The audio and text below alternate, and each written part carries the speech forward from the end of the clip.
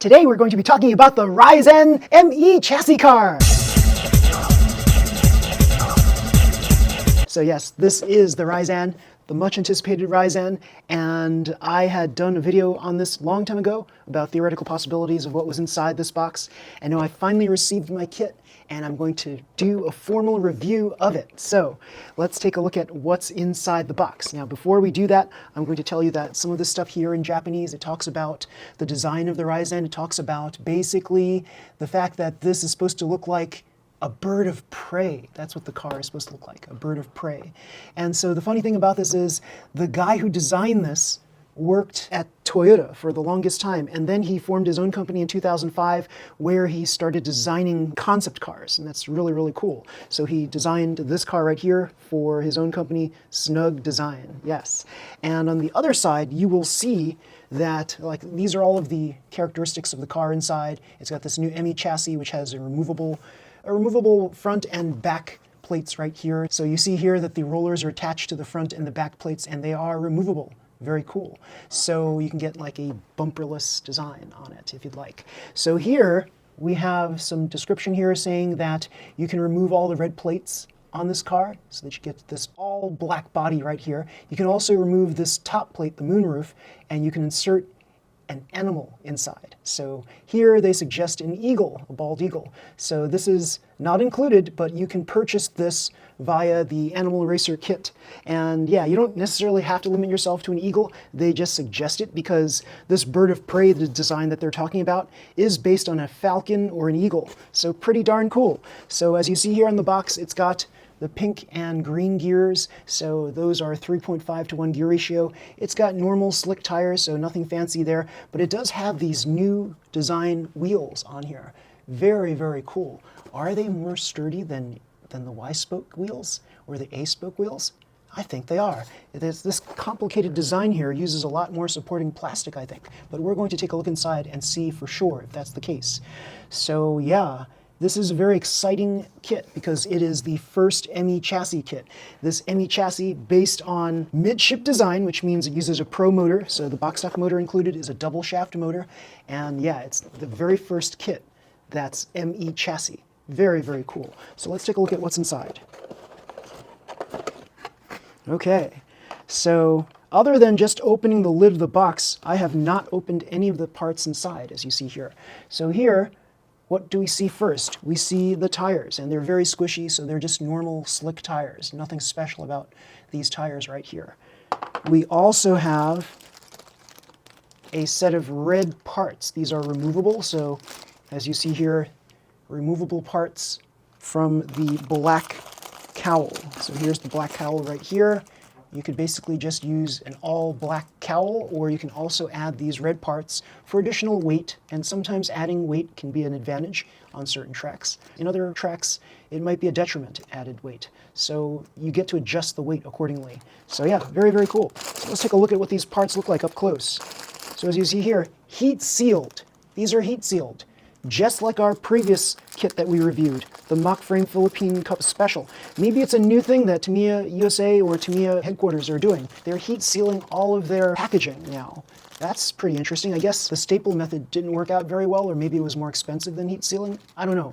So, or maybe it's some sort of like a recycling thing. So maybe Tamiya's like in the recycling game now or something. I don't know.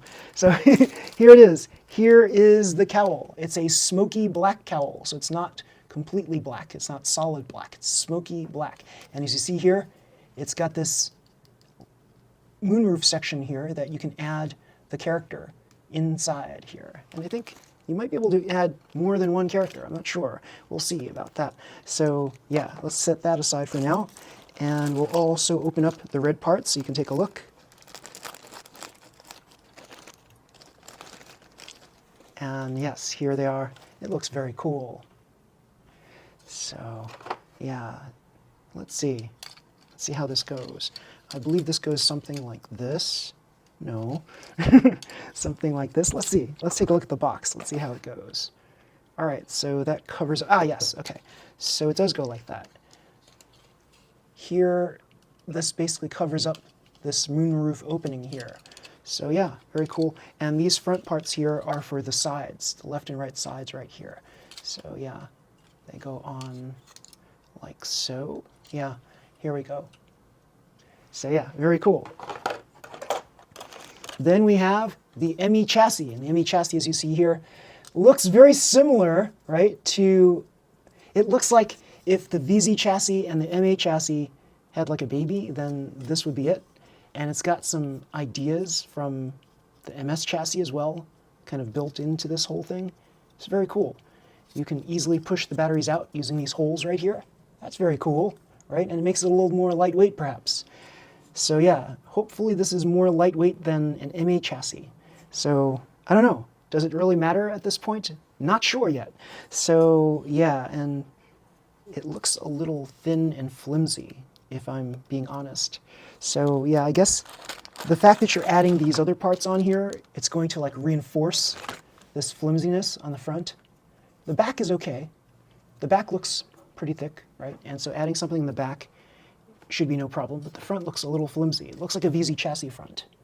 Yeah. And the back is just like, well, it looks like various rear mountable things out there. Maybe another VZ chassis kind of thing. Yeah, so let's take a look at these other A parts here.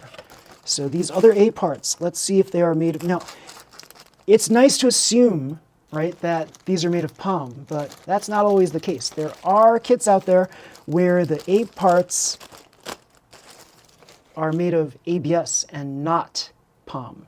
So let's take a look and see if this is POM or not. It says ABS. Oh. These are all made of ABS, not POM. So they're not going to be like slippery, like the FMA plastics. Why do they do that? Since they're not slippery, the rollers aren't going to be as speedy as an FMA chassis or an MA chassis. Why do they do that? ABS plastic. This boggles my mind, the fact that this is ABS plastic, and I just have to shake my head on this whole thing. I hope the next iteration of whatever car they come out with comes out with a POM version of all of this stuff here, because POM is like the way if you're thinking about rollers and stuff. But the rollers here, they look pretty cool. They're aspirated, right? So maybe that'll help with the performance a little bit, the aspirated rollers. I mean, I've never seen these kinds of rollers before, right? Not in plastic. In metal, yes, they exist. You can get them machine done, right? You can get them CNC cut by your favorite roller expert, Madtang. But here, all of this is already pre-done for you, so you don't have to like CNC cut your plastic here. And even if you did CNC cut your plastic, it would not be allowed for box stock. So here is an allowable box stock roller for ME chassis. Yeah, it's just, this was not made in POM, and that's the dumbest thing in the world. And then this body catch right here, I think this is stupid too. So yeah, this body catch doesn't make sense to me. Why they would give you something like this, right? This is just stupid. And yeah, I don't like it. So you got a little bit more weight on one side when you have this kind of thing going on here. This should not be tilting the weight over to one side. But I guess if you think about the lane changer, you want to strategically position this so that it leans in towards the side of the lane changer. So maybe it's an advantage. Maybe we can think of it as an advantage. That'd be cool, right? Not too bad right there. So yeah, and the other parts, this looks just like your typical MA chassis part right here. This looks like an MA chassis part right here. This definitely looks like an MA chassis. Wow, take a look at this. It is easy to open this up and it stays attached. Unlike the MA chassis cars, where you have to kind of like rip off this top plate here. This is attached here by just snapping it in place in these 2 points. And then you just push this down and it locks this whole part in place. And removing it is just as easy. You just lift up like this. Very nice. Now let's take a look at how easy it is to remove this central part here. If I lift this part up, then I push forward, there it is. And then you can put your motor inside. This is very easy to take this apart and put this back together. So yeah, a very nice improvement over the MA chassis. This is the VZ part right here, the front and the back bumpers. Yeah. This is just brand new. That's never been seen before, and that's pretty cool. I don't know what this thing is other than like it's probably for the gear to shove the pinion gear right onto the motor itself. And yeah, that's about it right there. And the front and the back of the motor mounts right there. Yeah, not too bad. Cool. Now let's take a look at the wheels. Here are the wheels, and they look very cool. these very interesting looking wheels right here in gold, I think it is. I guess it's gold, right? So do they look like they are, it's like a star spoke right here. It's got a 5-pointed star right there. So do I think that these might potentially be stronger than Y spoke or A spoke? It's tough to say, just looking at them. It does have a lot more intricacy in the design. And so I could fathom a guess that they are more sturdy than your typical Y spoke. They're not going to be as sturdy as your dish wheels. Now, those of you who know me know that I like style over like performance when it comes to wheels. So I love the Y-spoke design wheels because they look really cool. I like this too. It looks really cool. I never liked the dish wheels because they did not look cool. They looked very strange and silly to me. They looked like little wheels on toy cars. That's what they look like. And I know that there exist services out there where they could take the dish and kind of drill, CNC cut it through and drill through, and then you get something that looks more like this. But then that's not allowed in box stock or even tune class. It's allowed in open class. So yeah, and by the time you make your dish wheel look like that, it's like you might as well have used something like this to begin with. So this, I believe, is PP plastic. Yes, it is. So it's just standard PP plastic wheels. And you get the pack of stuff, the usual stuff. I guess the one good thing that they gave here is the palm bearings, right? These palm bearings should be, well, these should be palm bearings, right? They should not be like ABS plastic bearings. And hopefully that's the case, because that would be really stupid if they gave you ABS plastic bearings. And yes, they are palm bearings, it says right here. Very cool, okay. There we go, that's a good thing. And as we see here, oh. They give you these black pinion gears for your motor. Previously it was the purple pinion gears, and so those of you who know me know that I have a love-hate relationship with those purple pinions. I feel they're not as strong as the black pinions. Now, some people have said that the black pinions are carbon reinforced, and I'm kind of tempted to not believe that, because if they are, that's great. I've been using black pinions for a long, long time on the various cars that include black pinions. But if this is really just plastic, I'm okay with that. And like for whatever reason, that kind of like almost translucent plastic pinion that they normally give you in various kits, that just doesn't seem as strong. It seems like it's more like soft than the black pinion gears. So that's my opinion anyway. So here we have the usual stuff, the screw pack and the metal contacts and the double shaft motor is just an SMC motor because it's got these two holes on one side. I'll show you.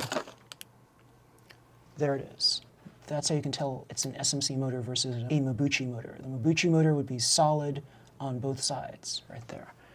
So, and then we've got two steel shafts, the metal contact pack, the requisite tube of grease that nobody ever uses. And let's not forget the booklet and the stickers. Here are the stickers right here.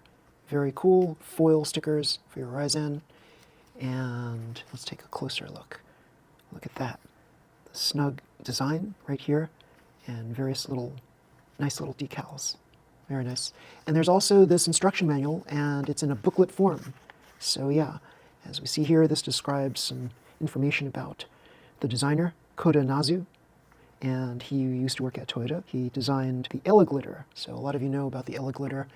It came out in a gray version as well as a Kumamon yellow version. Very cool. So here is the instruction manual right here.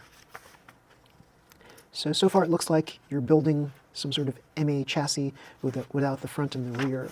And here, very MA chassis-like right here. The aforementioned tool that I didn't know what it was, that I spoke about earlier, here it is. It's for installing the pinion gears, I had surmised. So, yes, lots of good stuff. And then here, basically it gives you an overview of what the cowl should look like, just in its black parts. This part here the window or the windows are clear, like not clear, but you can see through them better. And then here is kind of like the more smokier part of this body. So yeah, there's a see-through part and there's a not so see-through part. So there you go. So it's like a tinted clear window, that's what it is. And this is more like frosted, smoky plastic. And here are some design considerations for your decals and installing the various red panels on the car. And this is how you install your body catch right here. So they want it to swing over to the right. I think if you swing it over to the left, you'll be able to negotiate the lane changer better. Aha, so this tool is not just for installing pinions, but it's also for removing these, I guess they're hard to remove pieces that are behind the contact plates, installing batteries, installing these little catches on the top of the motor mount. And yeah, that's it. And oh, it looks like this all-in-one tool here also allows you to remove the motor from your car. All right, so what do I think of this kit? So I think that there's a lot of lost potential with this not being POM. That's the first thing I think. I think that the versatility of this chassis, it looks like it's got a lot of potential flexibility with what you can do, what you can design with this. So for tune class or open class, this is probably going to be really, really cool. And there has already been like word of people creating ME chassis suspension cars. So that's really cool, right? So the fact that somebody already came up with a suspension version of this is pretty darn cool. So yeah, hats off to that person. And I think that the cowl being so like flexible in its design and how you can remove and add on these red plates onto it, that's pretty cool. Yeah. So I think they made this cowl extra big. So this is probably going to be a heavier car. So we're just going to have to put it together at some point and find out what the weight of this car actually is. So yeah, I'm excited to build it. I think this has got a lot of possibilities. I think that this is going to be a very fun kit to race. It might course out a lot, but who knows? You know, it's their first attempt at creating an ME chassis car. Do I think it's going to do well on a 3-lane track? Yes, I do. Do I think it's going to do well on a 5-lane track? Maybe, only time will tell. So I think that this is probably going to be pretty cool as an open class car once we see the suspension chassis in action. I think that'd be really cool. So yeah, there's someone in the Philippines making those suspension chassis, and yeah, be on the lookout for that.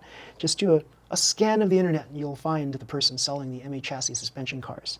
Pretty darn cool. So everybody, if you like this video, please slam the like button, subscribe to my channel. You'll see more videos just like this one. Until next time, everybody, see you. Bye.